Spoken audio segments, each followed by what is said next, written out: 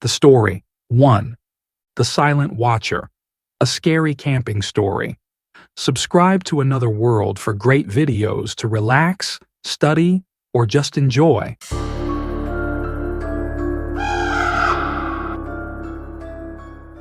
Ben Parker had always been an adventurer at heart, graduating with honors from the University of Toronto with a degree in environmental science.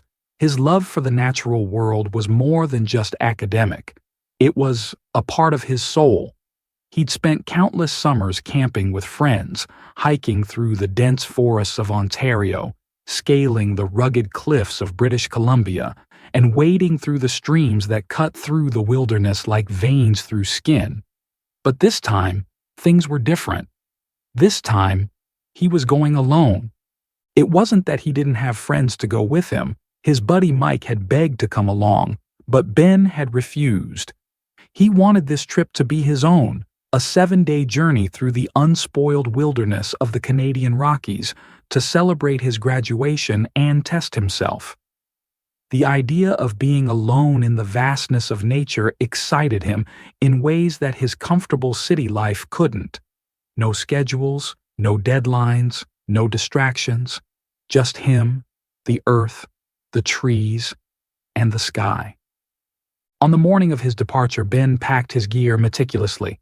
He triple-checked everything: tent, sleeping bag, maps, compass, food, water, and an old analog camera.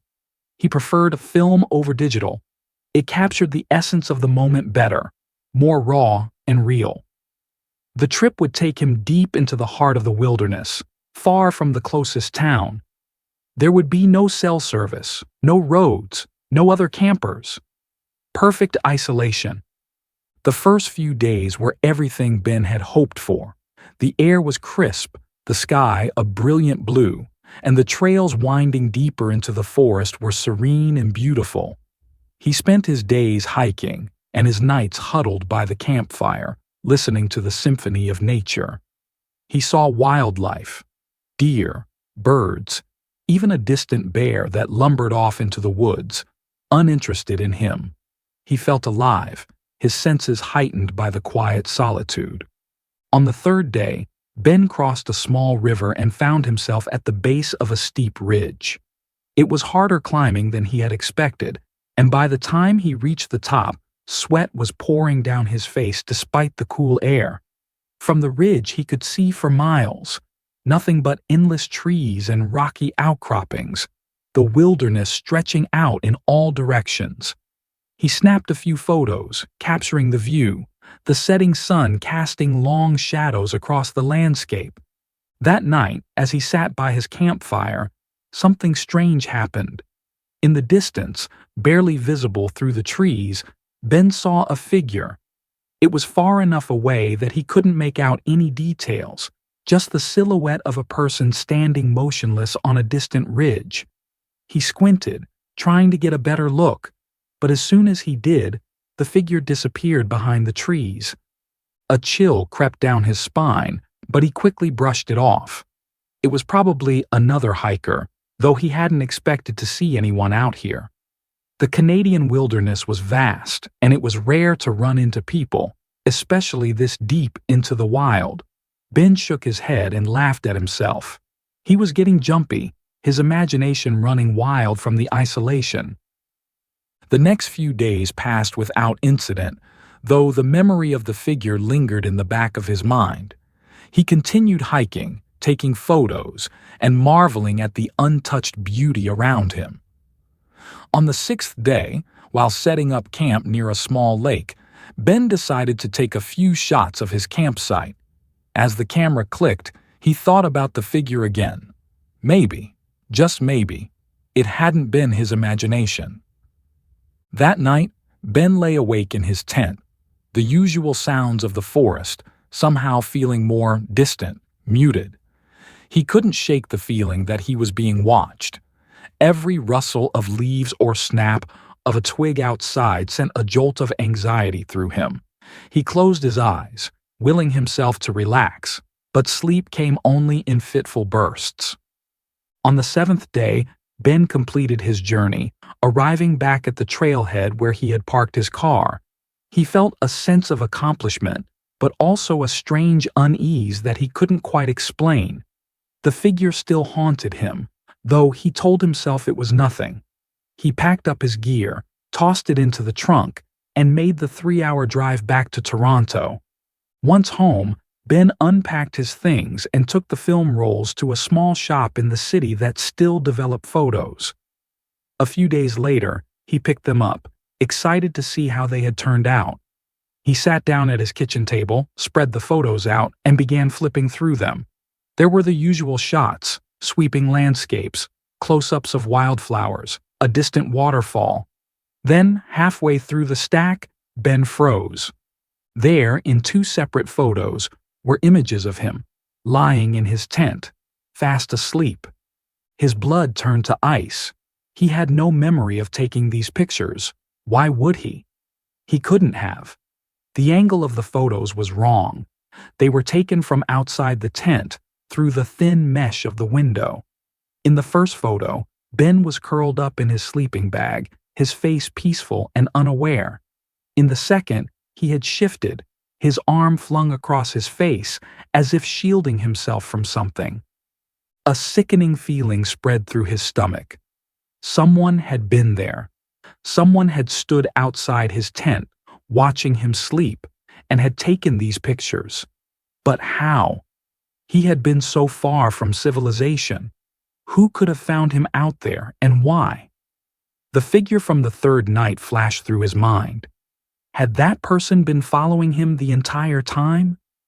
Ben's heart pounded in his chest as he quickly flipped through the rest of the photos, hoping to find something, anything, that would make sense of this. But there was nothing. Just the wilderness, the trees, the sky, and him. Alone.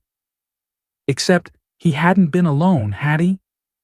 For days, Ben couldn't shake the feeling of being watched. He stopped going outside, kept his curtains drawn, and slept with the lights on. Every creak in his apartment, every shadow in the corner of his eye made his skin crawl.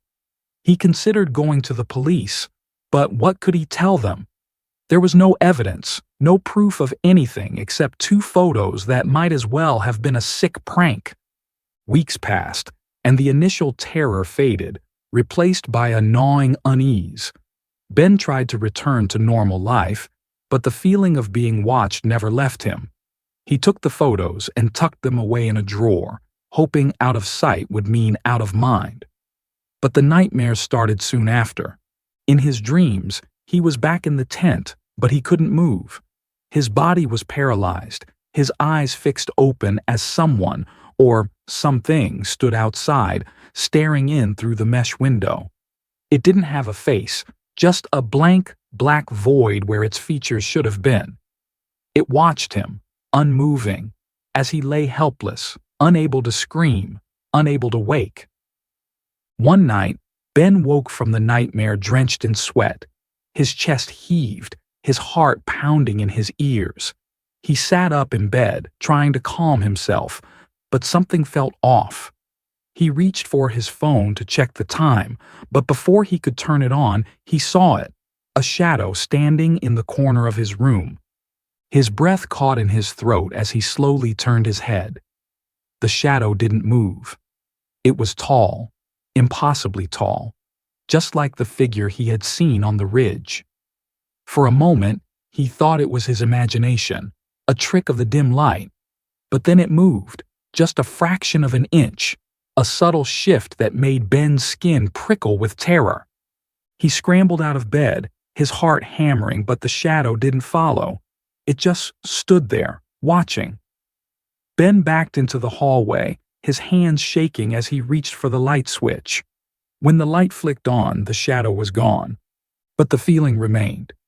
Ben couldn't take it anymore. He couldn't live like this, constantly looking over his shoulder, waiting for something to happen.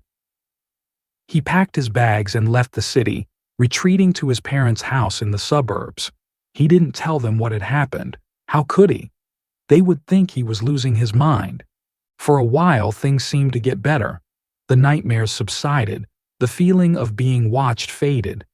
But then, one night, while flipping through an old photo album with his mother, something caught his eye. It was a picture of him as a child, maybe 7 or 8 years old, camping with his family in the woods. In the background, just barely visible through the trees, was a figure, a tall, shadowy figure, standing at the edge of the clearing, watching. Ben's heart stopped. It was the same figure he had seen on the ridge, the same figure that had taken the photos, the same figure that had stood in his room. It had been watching him all along. Ben closed the album, his hands trembling. The feeling of being watched returned with a vengeance, and this time he knew it wasn't going away. Because no matter where he went, no matter how far he ran, the silent watcher would always be there, watching, waiting. And one day, Ben knew, it would come for him. The end.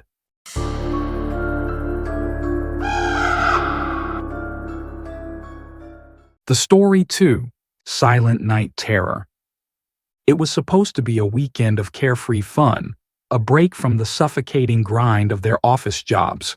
Greg had organized the trip as usual. He was the outdoorsman of the group, always convincing his friends to leave the city and come out into the wilderness, where, as he liked to say, they could breathe real air. This time, he'd chosen a spot near the Willamette River, a place he had been to once before with his family years ago. "Trust me, guys," Greg had said with his usual wide grin. "It's beautiful out there. Quiet, peaceful, perfect for getting drunk and doing absolutely nothing." That was enough to get them all on board. The group consisted of Greg, Jason, Mark, and me, Tom. We had been friends since college, a ragtag bunch who'd managed to stay close despite the demands of adult life.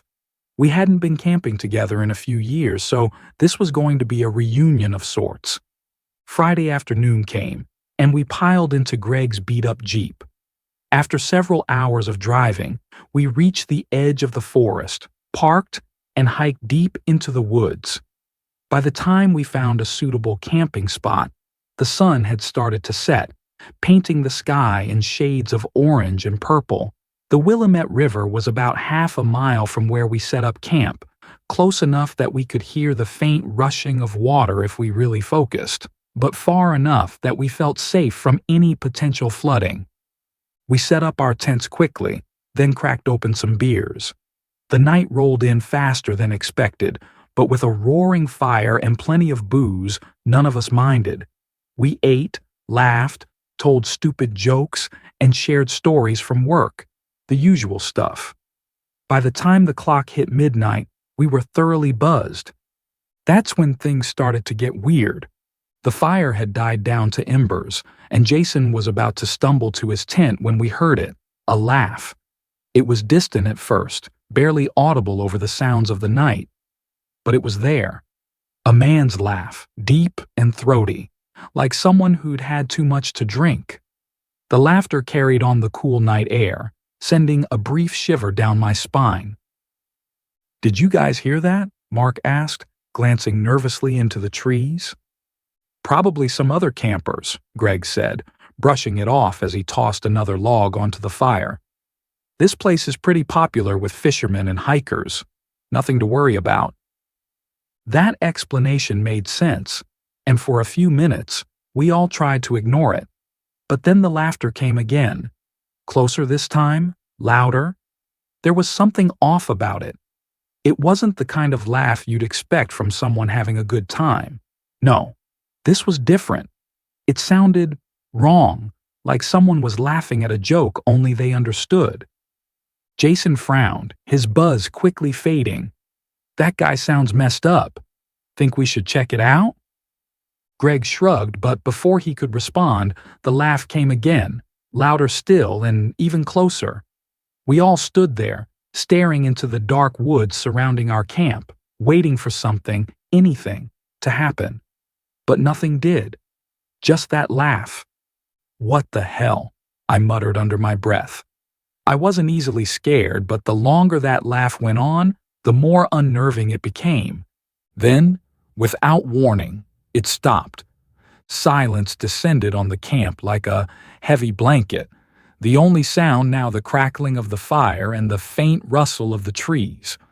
We all stood there, looking at each other, unsure of what to do next. "Okay, that's weird," Greg said, his voice a little less confident now.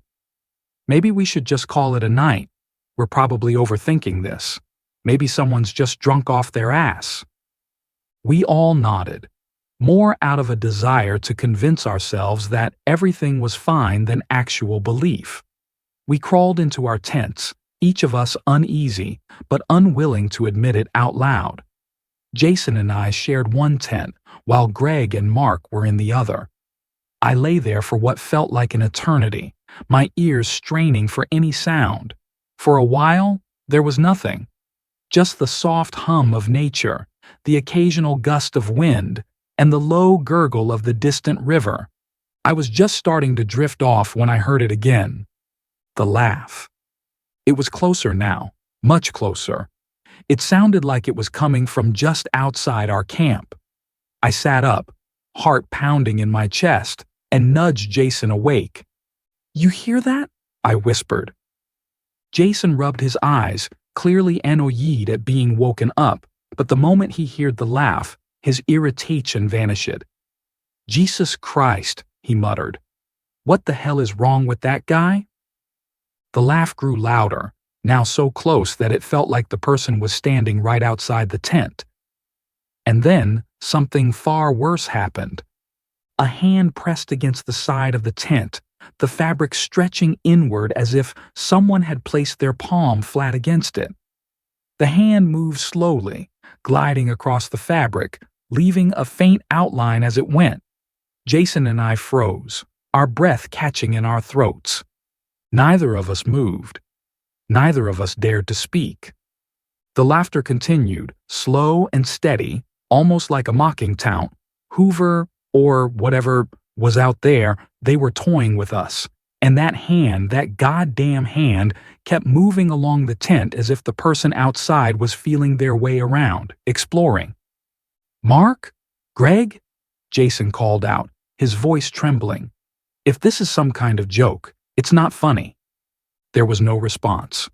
Only the laugh, now closer than ever, as if the person was standing just inches away from us. The hand stopped moving, resting in one place for a moment, before finally sliding down the tent and disappearing altogether. We both sat there in stunned silence, waiting for the next move. The laughter stopped. The night seemed to hold its breath. And then, nothing. For what felt like hours, we remained frozen in place, too terrified to move. But the laughing never returned. Slowly, cautiously, we unzipped the tent and peeked outside. The campfire had gone out, the darkness surrounding us like a suffocating blanket. We saw no one, no movement, just the silent, empty woods. I woke Greg and Mark, whispering frantically about the hand, the laugh, everything we'd just experienced. At first, they didn't believe us, but when they saw the fear in our eyes, they quickly changed their tune. "We need to get the hell out of here," Mark said, his voice low. "Now." Greg, always the skeptic, hesitated. "Come on, guys. It's probably just some drunk asshole messing with us. We'll scare him off." But the rest of us weren't convinced. Something about that laugh, that hand, it wasn't right. There was no sound of footsteps, no noise that indicated someone moving through the dense underbrush. How could anyone get that close without making a sound? Reluctantly, Greg agreed to pack up and leave. We moved quickly, throwing our gear into our backpacks and dousing the remains of the fire. As we prepared to hike back to the car, I couldn't shake the feeling that we were being watched. My skin prickled, and every creak of the trees or rustle of leaves made me jump. We had only made it about 100 yards from the campsite when we heard it again. The laugh. It was behind us, coming from the direction we had just left. "Oh my God," Jason whispered. "He's following us." We broke into a run, panic fueling our legs as we tore through the trees. Branches whipped at our faces, the ground uneven beneath our feet. But we didn't stop. None of us wanted to look back, but the laughter followed us, persistent, never too far behind. When we finally reached the car, I fumbled with the keys, my hands shaking so badly I nearly dropped them. Greg yanked the door open, and we piled in, slamming the door shut just as the laughter stopped again. Silence. For a long moment, we sat there, breathing heavily, our eyes scanning the darkness outside. There was no sign of the man, no sign of anyone. "Let's get the hell out of here," I said, my voice shaking. Greg didn't need to be told twice. He started the car and we sped down the dirt road, leaving the camp and whatever had been stalking us far behind. It wasn't until we were miles away, safely back on the highway, that we finally spoke again. "What the hell was that?" Mark asked, his voice hoarse. None of us had an answer. For the rest of the ride, we sat in silence, each of us lost in our thoughts. The laughter still echoed in my ears, haunting me, taunting me. By the time we reached the city, it was early morning, the sun just beginning to rise. We dropped off Mark and Jason, each of us too tired to talk about what had happened. When Greg finally pulled up to my apartment, I turned to him, wanting to say something, anything, that would make sense of it all. But I couldn't. As I stepped out of the car, Greg grabbed my arm. "Tom," he said, his voice low, "I don't know what the hell that was, but let's not tell anyone. They won't believe us." I nodded. He was right. Who would believe a story about a laughing man in the woods, a man who never made a sound when he moved, a man who pressed his hand against the tent like he was feeling us out? No one. That night, I lay in bed, unable to sleep. Every time I closed my eyes, I heard that laugh. It wasn't the kind of laugh you could forget. It stuck with you, wormed its way into your brain and festered there, like a rot that wouldn't go away. Weeks passed, and I tried to move on, tried to forget. But then the nightmares started. In my dreams, I was back in the woods, alone this time. The trees loomed tall and dark, their branches twisting together like skeletal fingers. I would hear the laugh, always distant at first, then closer and closer, until I could feel the hot breath of the man on the back of my neck. When I would turn to face him, there would be nothing there, just the laugh echoing through the trees. I never told anyone about the dreams. How could I? They would think I was crazy. But I knew, deep down I knew, that something had followed us out of those woods, something dark, something that wanted more than just to scare us. It wanted us. I haven't been camping since that night. The others don't talk about it, and I don't ask. But sometimes, late at night, when the world is quiet and the wind rustles through the trees outside my window, I hear it again. The laugh. And I know, no matter how far I run, it will always find me.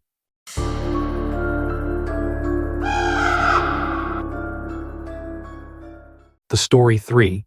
The Canyon Dwellers. There's a certain allure to the wilderness, a sense of isolation that can either be serene or utterly terrifying, depending on how you look at it. For me, it had always been the former. I've camped all over the country, from the dense forests of the Pacific Northwest to the rolling hills of the Midwest. But what happened on my camping trip with my boyfriend, Ethan, at the canyon near Redwater changed everything. It turned my love for the outdoors into a haunting memory, something that lingers at the edge of my mind, gnawing at me when I least expect it. It started like any other trip. We had both taken time off from work to enjoy the last warm weekend of the season. The canyon, a spot Ethan had discovered a year ago, was supposed to be the perfect getaway. He had described it as secluded, peaceful, and far from the noise of the world. The drive was long, winding through miles of country roads before we finally reached the gravel path that led to the trailhead. We arrived late in the afternoon, the sky a hazy orange, the air crisp and clean. It felt like freedom. As we parked, a dilapidated old Volkswagen van was the only other vehicle at the trailhead. I didn't think much of it. There were always others who appreciated solitude like we did. But as we began unpacking our gear, two men emerged from the trail. They were both unshaven and dirty, their clothes hanging loosely on their thin frames. They walked toward us with slow, deliberate steps. Something about them immediately set me on edge. "Hey," one of them called out. His voice was raspy, like he hadn't had water in days. "You guys heading up to the canyon?" "Yeah," Ethan replied, his usual friendly self. "Beautiful spot, isn't it?" The man smiled, but it didn't reach his eyes. "Sure is. Just be careful up there, though. People go missing sometimes." I felt a cold shiver run down my spine. Missing? The other man, who had remained silent, laughed, a short, mirthless sound.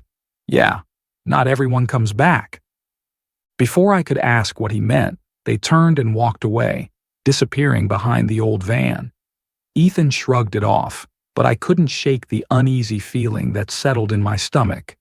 It wasn't just their appearance that bothered me. It was the way they looked at us, like they knew something we didn't. The hike to the canyon was about 1.5 miles.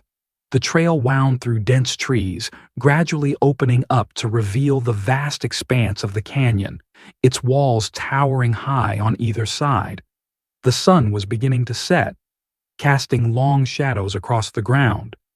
We found a spot near a small clearing with a clear view of the sky, perfect for stargazing later. After setting up camp, we sat by the fire, roasting marshmallows and talking about nothing in particular. The quiet was comforting, the only sounds being the crackle of the fire and the distant rustling of leaves. For a moment, the encounter with the men seemed like a distant memory, something I could almost laugh about.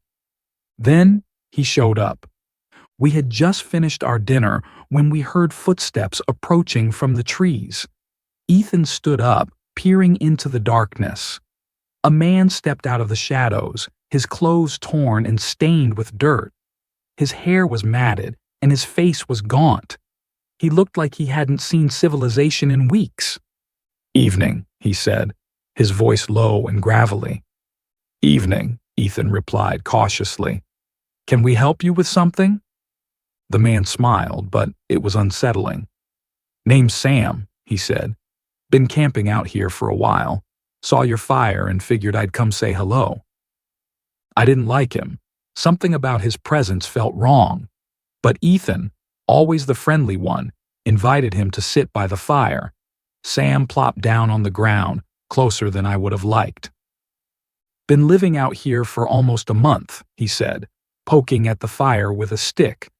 "Catch snakes, bugs. You'd be surprised what you can survive on." I forced a smile, though my stomach churned. Sam's eyes darted between me and Ethan, his gaze lingering a little too long on me. "So," Ethan asked, "you're out here by yourself?" Sam hesitated, then nodded. "Yeah, by myself." I caught the pause and it made my skin crawl. He wasn't alone. I could feel it, but Ethan didn't seem to notice. He was too busy asking questions, trying to be polite. Sam's answers were vague, his stories inconsistent. One minute he'd talk about being from Pennsylvania, the next he was saying he was from New York. As the night wore on, I became more and more uncomfortable. I could feel Sam watching us, like he was studying us. His smile never wavered, but it was hollow, like he was hiding something. Eventually, Ethan suggested we turn in for the night. Sam offered to help douse the fire, but I quickly declined, not wanting him near our camp any longer. He lingered for a moment, his eyes locking with mine, before finally disappearing back into the woods. He gives me the creeps, I said, as soon as he was out of earshot. Ethan chuckled, but there was a nervous edge to it. Yeah, he's weird, but harmless, I think. I wasn't so sure. As we crawled into the tent, I couldn't shake the feeling that Sam wasn't as far away as we hoped. Every creak of the trees, every rustle of leaves set my nerves on edge. Ethan was already half asleep, but I lay there, wide awake, listening. Then the sound started. It was subtle at first, the faint snapping of branches somewhere in the woods. I told myself it was just an animal, maybe a deer or a raccoon. But the sounds continued, growing closer. Twigs snapping, leaves rustling, as if someone was circling our camp. My heart raced, and I shook Ethan awake. "Do you hear that?" He groaned, still half asleep. "It's probably just the wind." But I knew better. It wasn't the wind. The sounds were deliberate, like someone, or something, was out there, watching us. And then, just as suddenly as it had started, the noise stopped. I held my breath, listening for any sign of movement, but the silence was deafening. For what felt like hours, I lay there, too scared to move, too scared to even breathe. But nothing happened. No footsteps, no snapping branches, just silence. Eventually, exhaustion took over, and I drifted off into a restless sleep. The next morning, I woke to find Ethan already outside, making coffee over the fire. He seemed oblivious to what had happened last night, but I couldn't shake the unease that clung to me. As we packed up our gear, I kept glancing toward the woods, half expecting Sam to appear again. But there was no sign of him. It was as if he had vanished into thin air. We decided to cut the trip short. The strange noises, Sam's unsettling presence. It was all too much. As we hiked back to the trailhead, I kept looking over my shoulder, feeling like we were being followed. But there was nothing, just the trees and the endless expanse of the canyon. When we finally reached the car, I let out a sigh of relief. We loaded up the gear, ready to put the whole experience behind us. But just as Ethan started the engine, a voice called out from behind us. "Leaving so soon?" I whipped around to see Sam standing at the edge of the trail, a grin plastered across his face. My blood ran cold. How had he gotten here so fast? We hadn't seen him all morning, and yet here he was, as if he had been waiting for us. "We've got to head back," Ethan called out, trying to sound casual. "Got work on Monday." Sam's smile faltered for a moment, then returned. "You sure you don't want to stay a little longer? It's peaceful out here." My heart pounded in my chest. There was something predatory in his voice now, something that made every instinct in my body scream to get away. "We're sure," I said, my voice trembling. Sam took a step forward, and for a moment I thought he was going to grab the door. But then he stopped, his grin widening. "All right then," he said, stepping back. "Safe travels." Ethan didn't waste any time. He hit the gas and we sped down the gravel road, leaving Sam standing in the dust. For a few miles, neither of us said anything. The tension in the car was thick, the silence suffocating. "What the hell was that about?" Ethan finally muttered. "I don't know," I replied, staring out the window, half expecting to see Sam running alongside the car. "But I'm glad we're out of there." We drove for hours, leaving the canyon far behind. But even as we returned to the familiar sights of civilization, the unease lingered. I couldn't shake the feeling that Sam wasn't alone, that someone, or something, had been watching us that entire time. That night, I lay in bed, the events of the day replaying over and over in my head. Every time I closed my eyes, I saw Sam's face, that twisted grin, his hollow eyes staring right through me. Sleep didn't come easy, and when it finally did, it was filled with nightmares. In my dream, I was back at the canyon, alone this time. The trees loomed over me, their branches reaching out like skeletal fingers. I could hear the snapping of twigs, the rustling of leaves, and then Sam's voice, whispering in the dark. I woke up drenched in sweat, my heart racing. It was just a dream, I told myself, just a dream. But deep down, I knew it wasn't. Something had followed us from that canyon, something that wouldn't let us go so easily. And even now, as I sit here writing this, I can feel it. The weight of unseen eyes watching me from the shadows, waiting.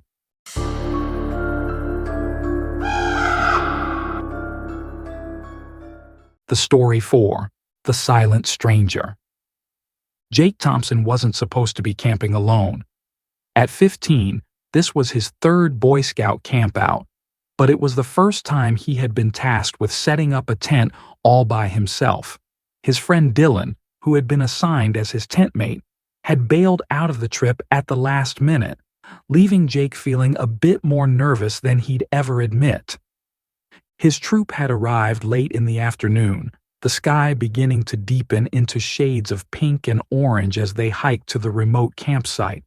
The forest surrounding them was dense, the air thick with the smell of pine needles and the occasional gust of cold mountain wind.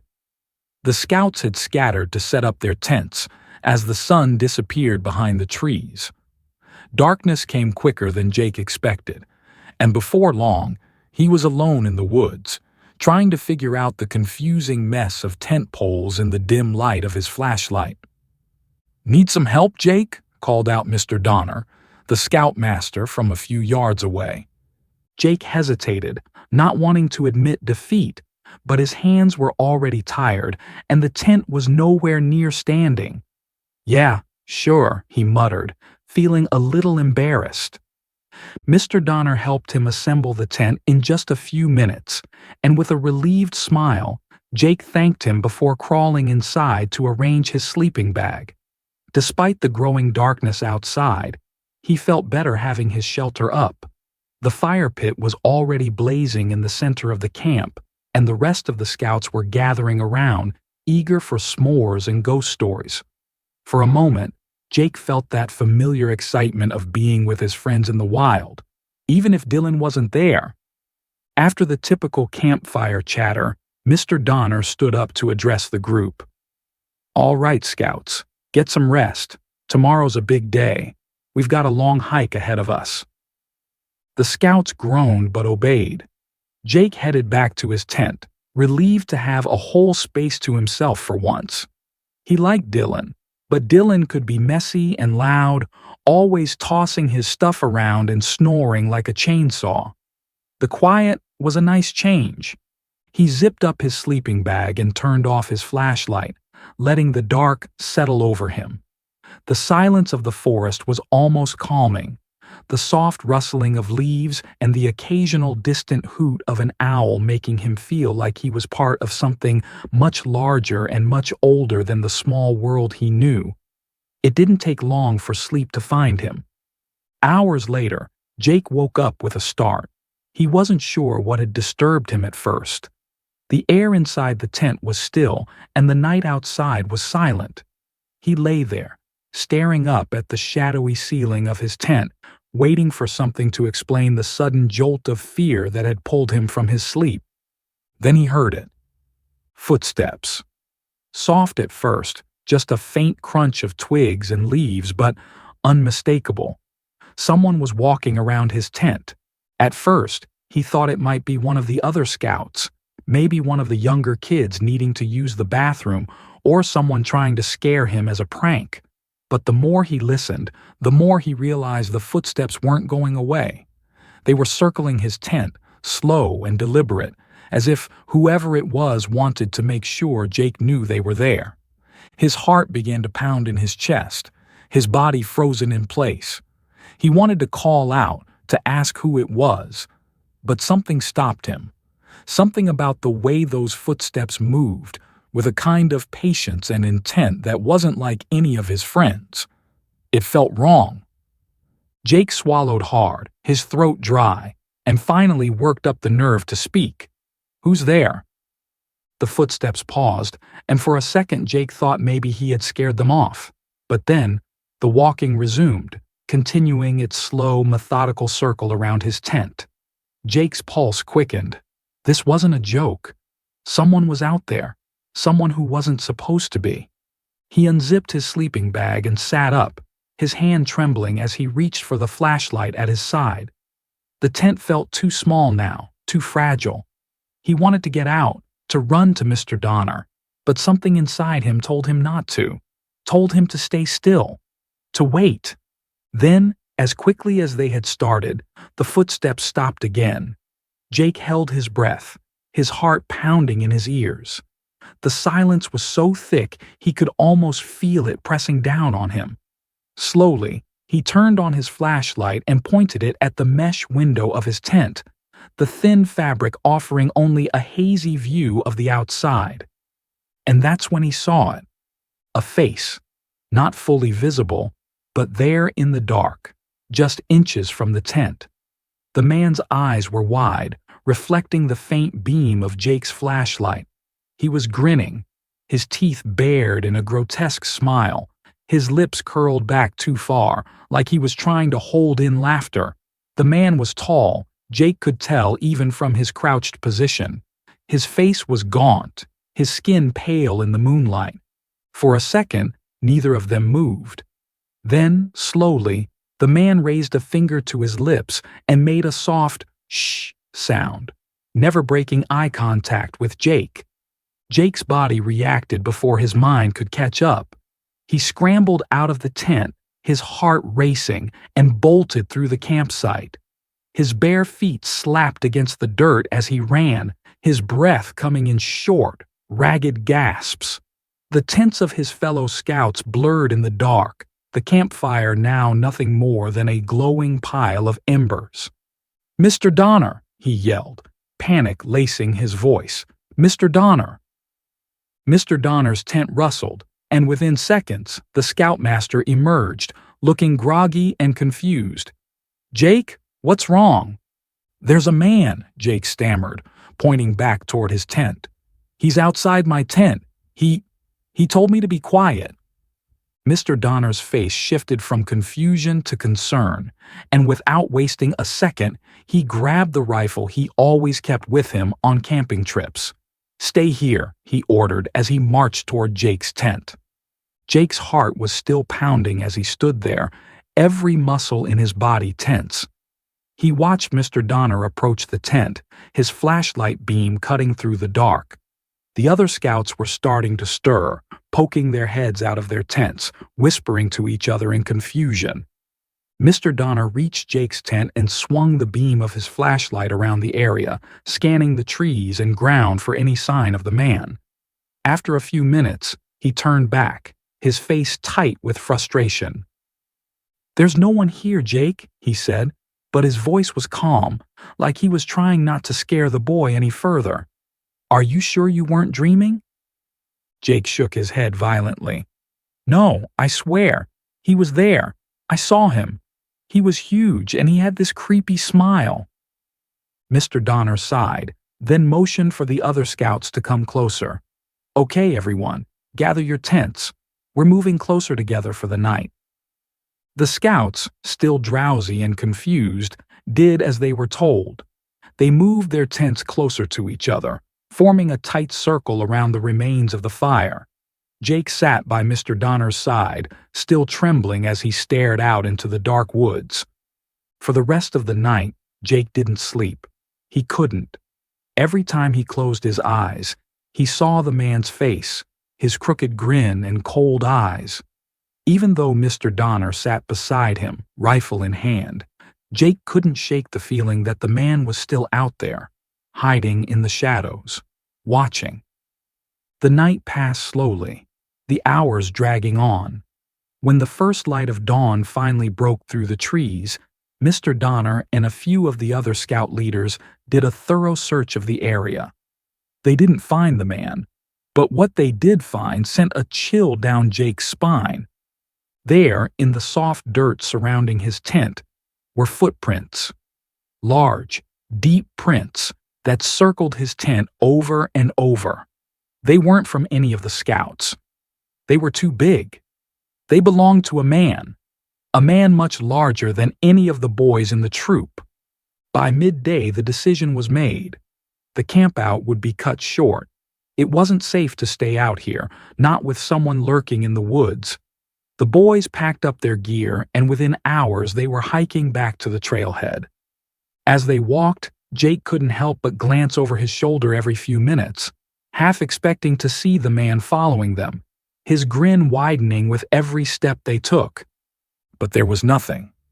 Only the empty woods. When they finally reached the cars, Mr. Donner pulled Jake aside. "Look, Jake," he said, his voice low. "I believe you saw someone last night. We'll notify the park rangers, and they'll keep an eye on the area. But you did the right thing by coming to me. You were brave." Jake nodded, but his stomach was still twisted in knots. He wasn't sure what scared him more, that the man had found them out there in the middle of nowhere, or that no one else had seen him. It felt like something out of a nightmare that followed him all the way home. In the days that followed, Jake tried to push the memory of the campout out of his mind. But every time he closed his eyes, he saw that man's face, the smile that wasn't really a smile, the finger pressed to his lips, telling Jake to stay quiet. And sometimes, late at night, when the house was silent and the shadows grew long, Jake would think he heard it again, the soft crunch of footsteps outside his window.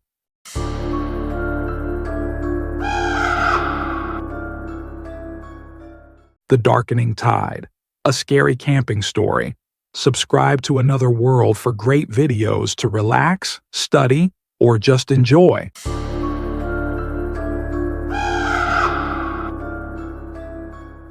It was supposed to be a simple family getaway. The ocean air, the salty breeze, and the sound of waves crashing against the shore. This was exactly what the Kellers needed after months of stress. They packed their camping gear, eager for a peaceful weekend at a secluded beach, far from the chaos of the city, a place where they could unwind and forget about the world. The spot they found was perfect. The beach was tucked away, with only a few other campers in the distance, barely visible over the dunes. The ocean stretched endlessly before them, the horizon a deep, fading blue. Sarah Keller, her husband Mark, and their two children, Emily and Jacob, set up their tent as the sun began its slow descent into the sea. They built a small fire and roasted marshmallows, laughing together under the darkening sky. But as the night crept closer, a strange feeling settled over them. It wasn't immediate, not a sudden shift, but more like an invisible presence that slowly draped itself over the campsite. The laughter dwindled, and an uneasy silence took its place. Sarah noticed it first, a chill in the air that didn't come from the ocean breeze. "Do you guys feel that?" she asked, rubbing her arms. Mark looked up from the fire. "Feel what?" "I don't know," she said, glancing around. "It's like something's off." Emily, their 12-year-old, gave a nervous chuckle. "Like what, Mom? You're freaking me out." Jacob, who was only 8, was staring out at the waves, unusually quiet for someone who was always full of energy. Mark shrugged, trying to ease the tension.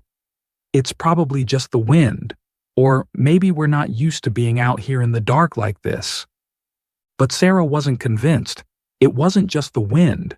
There was something else, something she couldn't quite put her finger on. The darkness around them seemed thicker than it should be, and the sounds of the beach, normally soothing, felt eerie, as if the ocean itself was whispering something they weren't meant to hear. As the evening wore on, the sensation only grew stronger. Every rustle in the bushes, every shift of the wind felt like a warning. Sarah glanced at Mark, who had his back turned, tending to the fire. She opened her mouth to say something, but stopped. She didn't want to sound paranoid. Maybe it was just her imagination. But then Jacob spoke, his voice low and barely audible. "I don't like it here." Everyone turned to look at him. "What do you mean, buddy?" Mark asked, frowning. Jacob didn't answer right away. He stared out at the water, his small face pale in the firelight. Finally, he whispered, "It's too quiet." Mark and Sarah exchanged a glance. "What do you mean, Jacob?" Sarah asked softly, kneeling beside him. "The waves," Jacob said, his eyes wide and fearful. "They're too quiet. And someone's watching us." A cold shiver ran down Sarah's spine.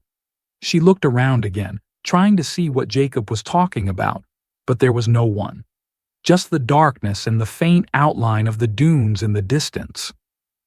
"Maybe we should pack up and head out early tomorrow," Mark suggested, sensing the growing unease in the group. But Sarah shook her head. "No, I think we should leave now."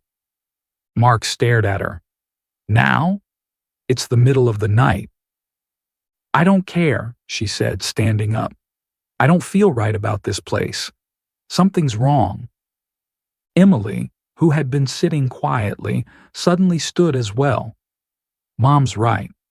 I've felt it too since we got here. It's like we're not alone." Mark sighed, clearly torn between staying and leaving. But something in Sarah's voice made him hesitate. He had always trusted her instincts, and right now, those instincts were screaming. "All right," he said, standing up and dusting off his hands. "Let's pack up. We'll head out." They began hurriedly packing their gear, throwing things into bags with little care for organization. The tension in the air was palpable, and even though none of them could explain why, they all knew it was time to go. As they worked, the sensation of being watched grew stronger. Sarah kept glancing over her shoulder, half expecting to see someone, or something, lurking in the shadows just beyond the firelight. But there was nothing. Just the suffocating darkness. They loaded everything into their car, their movements quick and frantic. As Mark zipped up the last bag, they all froze. A deep, rumbling sound echoed through the night. At first, it was distant, almost imperceptible over the sound of the waves. But then it grew louder, a low, guttural growl that made the ground beneath their feet tremble. "What is that?" Emily asked, her voice trembling. Mark's eyes darted around, trying to locate the source of the noise. It was coming from behind the dunes, from somewhere deeper inland. "We need to leave," Sarah said, her voice rising with panic. "Now." They piled into the car, Mark fumbling with the keys, as the rumbling grew louder, closer. Just as he started the engine, the headlights illuminated something cresting over the dunes. A massive truck, its engine roaring as it barreled towards them. "Go! Go!" Sarah screamed, clutching Jacob and Emily in the back seat. Mark floored the gas pedal, and the car lurched forward just as the truck came crashing through their campsite. The ground shook as the truck plowed through where their tent had been, crushing everything in its path. For a split second, Sarah caught a glimpse of the truck's driver, a dark figure, faceless in the shadows. And then they were speeding away, the truck disappearing into the darkness behind them. The family didn't stop driving until they reached a gas station miles away from the beach. They sat in the car, breathing heavily, trying to comprehend what had just happened. "What the hell was that?" Mark whispered, his hands shaking as he gripped the steering wheel. Sarah didn't answer. She was staring out the window, her mind racing. It wasn't just the truck. It was everything. The eerie silence, the overwhelming sense of being watched, the feeling that something terrible had been lurking just out of sight. And then, as if on cue, her phone buzzed with a news alert. She opened it, her heart skipping a beat as she read the headline. "Truck driver killed in high-speed chase near coastal campground." The article detailed how a man had stolen a truck earlier that evening and had led police on a wild chase through the back roads. He had lost control of the vehicle and crashed near a remote beach campsite, the campsite they had just left. Mark glanced over at Sarah as she read the news, his face pale. "If we hadn't left when we did." Sarah nodded, her throat tight. They had escaped by mere minutes, but as they sat in the gas station parking lot, one thought lingered in the back of her mind. Who, or what, had warned them to leave?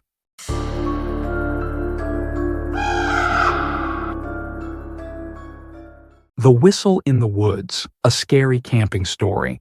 Subscribe to Another World for great videos to relax, study, or just enjoy.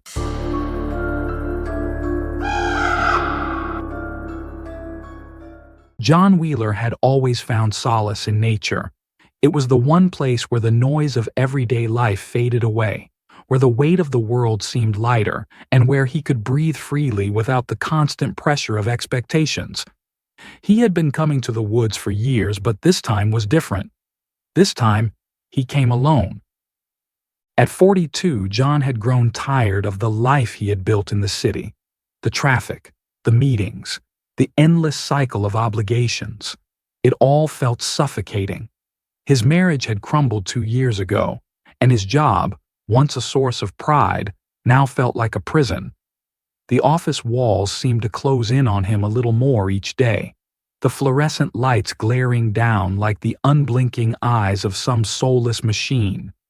So when the weight of it all became too much, John did what he always did. He packed his gear, drove up to the familiar New Hampshire woods, and sought refuge in the wilderness. But unlike his past trips, this one wasn't for fun or even to unwind with a group of friends. This was a personal escape, a solo journey to find the peace and quiet that his soul desperately craved. The drive had been long but scenic. He watched the city skyline fade away in his rearview mirror, replaced by rolling hills, dense forests, and the kind of rural towns where time seemed to move a little slower. The air smelled cleaner, the skies seemed wider, and by the time he reached the dirt road leading into the forest, John felt like a different man, lighter, more grounded. It was late afternoon when he finally pulled into the small clearing, a familiar spot tucked deep into the woods. This particular area was secluded, surrounded by tall pines and oaks, their thick branches forming a natural canopy overhead. The air was crisp, the late September breeze carrying the scent of pine needles and earth. A few birds chirped in the distance, but otherwise, the forest was quiet, peaceful. John unpacked his tent, methodically setting up camp in the center of the clearing. He had done this so many times that the motions were almost automatic. His tent, a small 2-person model, was pitched in no time. His gear, sleeping bag, portable stove, food, and lantern were neatly arranged inside. He built a fire pit out of stones and collected kindling from the surrounding area. As the sun began to dip behind the trees, casting long shadows across the forest floor, John sat by the fire, watching the flames flicker and dance. The woods around him were starting to come alive with the sounds of nightfall, the chirping of crickets, the rustle of leaves, and the occasional hoot of an owl. He leaned back against a log, closed his eyes, and let the sounds of the forest wash over him. This was what he had come for: solitude, peace, a few days away from everything and everyone. He took a deep breath, feeling the cool air fill his lungs. It was perfect. But as the last of the daylight faded, something else crept into the air, something John couldn't quite place. It was subtle at first, like a whisper carried on the wind. A faint, high-pitched sound that seemed to rise and fall, almost in rhythm with the breeze. He opened his eyes, frowning slightly as he listened more closely. It was a whistle. John sat up, his ears straining to catch the sound again. The fire crackled beside him, casting long shadows against the trees, but the whistle was gone. He shook his head, dismissing it as the wind playing tricks on his ears. He had been stressed lately, his mind filled with too much noise. Maybe it was nothing. He stood and stretched, deciding to take a short walk around the campsite before settling in for the night. The woods were dark now, the sky above a deep indigo, dotted with stars.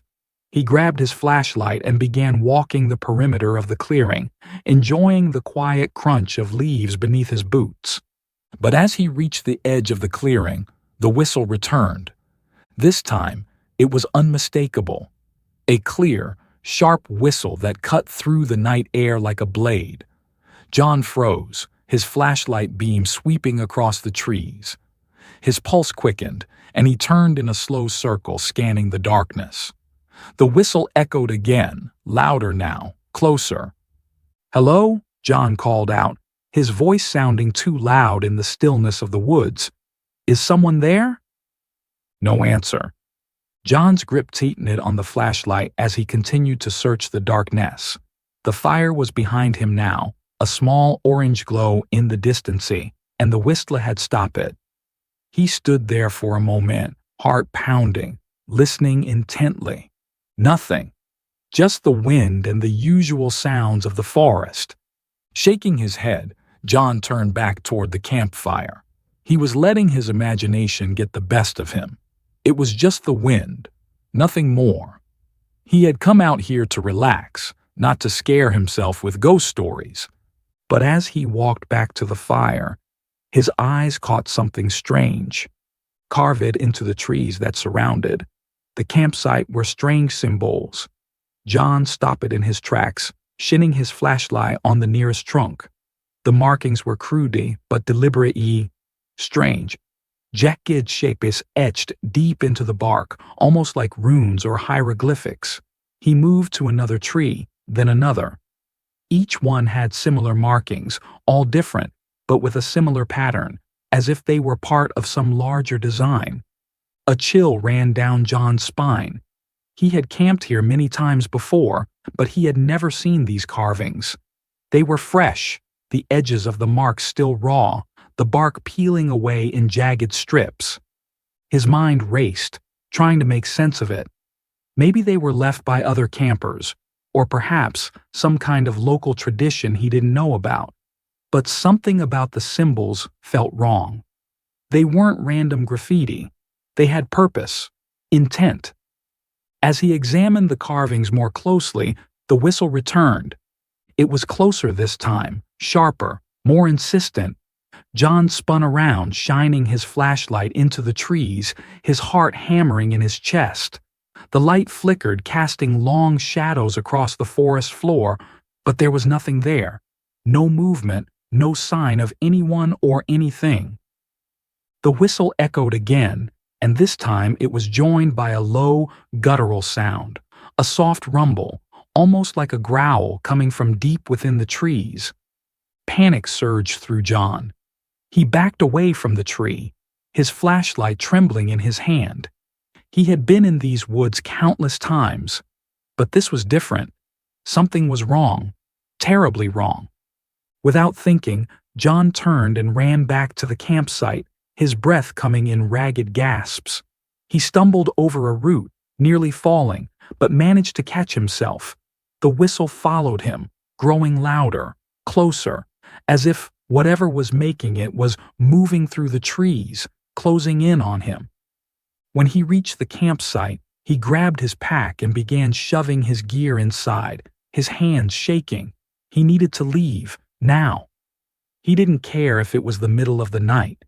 He could drive back to town, find a motel, and figure things out in the morning. But there was no way he was staying here, not with that sound. As he zipped up his bag, the whistle stopped. John froze, listening, his pulse thundering in his ears. The sudden silence was almost worse than the sound itself. He glanced around the clearing, his eyes darting from shadow to shadow. The fire had died down, casting only faint flickers of light, and the trees loomed over him like silent giants. And then, from the corner of his eye, he saw it. A figure, standing at the edge of the clearing, just beyond the firelight. It was tall, too tall to be a person, its limbs long and thin, like branches. Its face, or what should have been a face, was nothing but darkness, a void that seemed to swallow the light around it, and it was watching him. John's blood turned to ice. He couldn't move, couldn't breathe. As the figure took a step forward, its movements slow, deliberate. The air around him seemed to grow colder, the fire flickering and sputtering as if struggling to stay alive.